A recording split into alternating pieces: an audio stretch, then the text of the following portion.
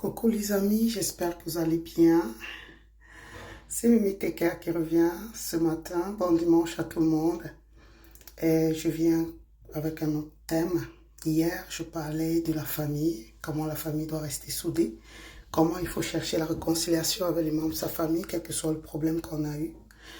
Et aujourd'hui, c'était comme si j'avais laissé de côté les relations de couple. Je veux parler des relations de couple, les couples qui sont séparés, les couples qui sont en instance de divorce, les couples qui vivent encore ensemble sous le même toit mais qui ne s'adressent plus la parole depuis fort longtemps, les couples qui sont vraiment en dispute, qui ne s'entendent pas du tout, qui ne s'entendent plus du tout. Et je parle particulièrement aux couples qui ne s'entendent plus et qui ont des enfants. Comme je disais hier pour la famille, pour les frères, les sœurs, les mères, la maman, le papa et tout le monde, qu'il faut chercher la paix, il faut chercher la réconciliation. Je ne sais pas ce que tu traverses dans ton couple en ce moment. Je ne sais pas ce que tu traverses dans ton couple depuis peut-être de nombreuses années. Je ne sais pas quel problème tu as avec ton homme ou quel problème tu as avec ta femme. Je ne sais pas. Certainement, tu as raison. Certainement, tu as raison de ne plus vouloir lui parler. Certainement, tu as raison de couper le pont. Certainement, tu as raison de demander ce divorce ou de faire cette séparation, certainement, parce que tes raisons, c'est toi qui vis ta vie, c'est toi qui vis ton histoire. Tu sais qu'il y a des choses, peut-être que tu as déjà essayé, tu as tenté plusieurs fois de faire la paix, de mettre la réconciliation et tout, et que ça n'a pas marché. Et finalement, tu penses avoir raison donc de te séparer. C'est certain que tu as raison, quelque part. Mais moi, ce que je veux te faire comprendre ce matin, c'est que déjà, la vie seule, elle n'est pas évidente. Quand on vit seul, la vie n'est pas facile à vivre. Oui, on peut être autonome. Oui, on peut faire ses affaires tout seul. Oui, on peut n'avoir vraiment pas besoin d'un homme pour avancer. Oui, on peut n'avoir vraiment pas besoin d'une femme pour avancer dans sa vie. Mais toujours est-il que, comme on dit, à deux, on attache mieux le panier, comme on le dit chez moi dans ma communauté africaine. À deux aussi, on peut aller plus loin. La vie seule, c'est pas évident. Beaucoup de personnes, à un moment donné, ont dit mieux vaut être seul que d'être mal accompagné. Oui, c'est un adage qui dit vrai, souvent. Mais quand on se retrouve tout seul, il y a des moments où on se rend compte que il vaut mieux être mal accompagné que d'être tout seul. Je ne sais pas si ça te parle à toi. Il y a des personnes qui ont quitté une relation simplement parce que son homme peut-être ne l'écoutait pas. Et après, elle s'est retrouvée avec quelqu'un qui non seulement ne l'écoute pas, mais qui est irresponsable ou qui est pire que son homme. Il y a des hommes qui ont quitté des femmes, qui ont laissé partir des femmes ou quitté les femmes, simplement parce qu'il dit elle ne sait pas cuisiner ou elle n'est pas belle, elle ne s'entretient pas. Et puis il s'est retrouvé dans une situation avec une femme qui est très belle, très pimpante, mais qui son comportement laisse à désirer, ou elle est invivable, il ne peut pas rester avec elle. Et c'est comme ça que tu vas voir ces personnes enchaînent séparation sur séparation. Et puis ils vont dire qu'ils sont malchanceux, qu'ils ne savent pas ce qui leur arrive, qu'ils sont la poisse. Et puis ils vont dire qu'ils n'ont pas la chance dans la vie.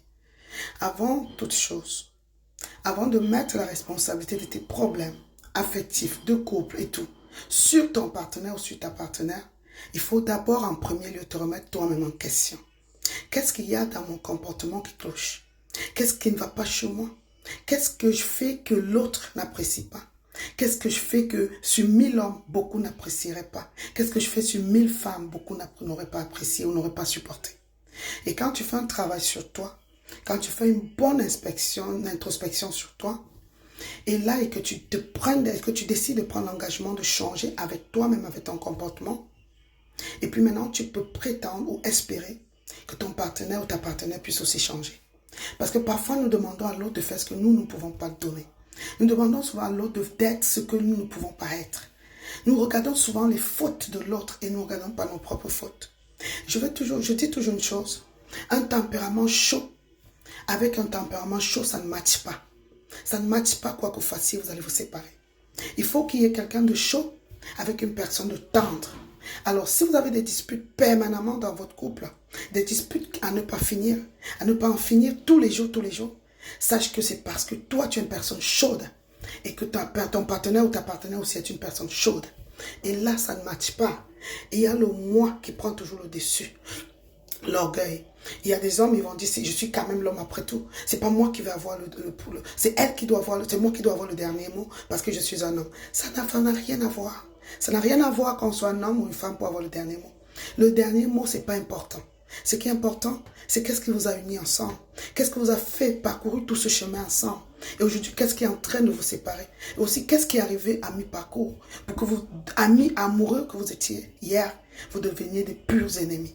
Toi qui aujourd'hui es en train de te séparer avec ton homme ou avec ta femme, toi qui aujourd'hui dit que tu ne la supportes plus, toi qui aujourd'hui que tu ne peux plus, qu'il faut que cette année 2024, que tu tournes la page, que tu passes à autre chose. Je veux que tu prennes un temps d'arrêt et que tu te poses des questions par rapport à toi-même, par rapport à ton comportement. Ce que tu reproches à ta femme, est-ce que tu as toujours tout fait correctement? Est-ce qu'elle n'a pas des choses à te reprocher? Elle aussi. Ce que tu reproches à ton homme, est-ce que toi tu es parfait? Est-ce que tu es parfaite? Est-ce que tu n'as rien à te reprocher à ton comportement à toi aussi? Mais si ta réponse est oui à ces questions, homme ou femme, mette une pause à cette envie de séparation et appelle ta personne et asseyez-vous et parlez-vous à cœur ouvert et dites-vous des choses telles que c'est, sans contourner. Et enlève la colère lorsque tu veux t'exprimer.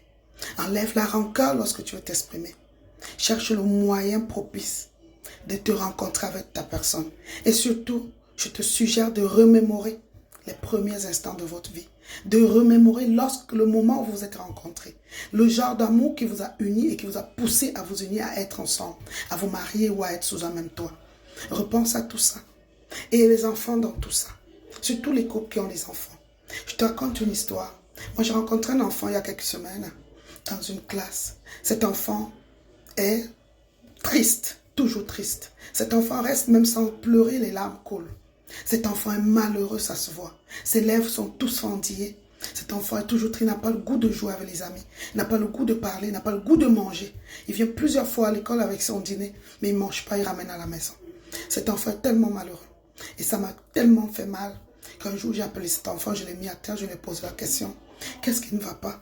Pourquoi tu es toujours fâché? Pourquoi tu pleures tout le temps? Pourquoi tu es toujours malheureux? Pourquoi tu pleures sans raison? Pourquoi tu ne joues pas avec les amis? Qu'est-ce qui ne va pas avec toi? Et le petit me dit, mon papa il est parti. Et ma maman est partie aussi en vacances. Et je suis seule avec mon grand frère et ma soeur. Et papa dit toujours que maman est partie en vacances et qu'elle ne va plus jamais revenir. Et j'ai compris que ce couple était en séparation. Et qui en payait les pots cassés? Ce sont les enfants. Cet enfant payait les pots cassés de la décision de leurs parents. Certainement, madame a ses raisons de partir ou monsieur avait ses raisons de se séparer. Certainement. Mais quelle que soit leur raison, je pense qu'ils n'ont pas pensé à leur progéniture. Je ne dis pas qu'il faut mourir en mariage parce qu'on a des enfants. Je ne dis pas, d'ailleurs, je dis à toute femme qui est dans un foyer où il y a de la violence, ou tout homme qui est dans un foyer, la violence, de quitter. Parce que c'est se sauver la vie. Je le dis haut et fort. Parce que là, si tu pars parce que tu es violenté, tu sauves toi-même et peut-être tes enfants quelque part. Mais, en dehors de ça, en dehors de la violence, moi je pense, quel que soit le problème que tu as dans ton couple, il peut avoir une solution. La solution ultime, qui est la séparation. Tu n'as pas besoin qu'elle soit la première ou la deuxième ou la cinquième solution. Elle peut être la centième ou la dernière solution. Qu'est-ce que tu crois des couples qui restent 50 ans ensemble? Tu penses qu'ils ont toujours été corrects? Tu penses qu'ils ont toujours été amoureux pendant les 50 ans? Tu penses qu'ils n'ont pas eu leur haut et leur bas? Tu penses qu'ils n'ont pas eu des problèmes graves que parfois notre couple n'aurait pas supporté? Mais parfois ils restent là. Ils se résilient. Ils font de la résilience. Ils acceptent, et pas qu'ils acceptent, mais ils essayent de faire avec. Peut-être à cause de la progéniture. Peut-être à cause de l'habitude d'être ensemble.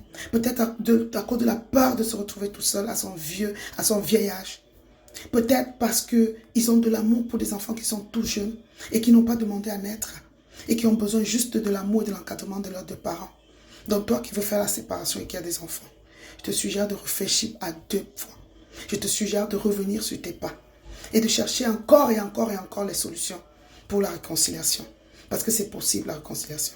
J'ai toujours dit, le diable a jeté son dévolu sur la famille et sur les couples en premier. Parce que lorsque vous êtes unis, vous allez très loin. Vous êtes plus fort. Et quand vous êtes désunis, il y a beaucoup de personnes, surtout les enfants, qui paient les pots cassés et aussi la famille. Et personne n'est heureux d'être seul. Quoi qu'on dise, quoi qu'on vous montre sur les réseaux sociaux, personne n'est vraiment heureux de vivre tout seul. On a besoin de quelqu'un dans sa vie. Si ce n'est pas ton homme, si ce n'est pas ton mari, ça peut être un autre homme. Si ce n'est pas ta femme, ça peut être une autre femme. Mais toujours est-il, tu ne pourras pas être tout seul. Tu vas être malheureux tout seul. Autant mieux se réconcilier avec l'être aimé, avec la personne qu'on connaît depuis des années. C'est ce que j'avais à te dire.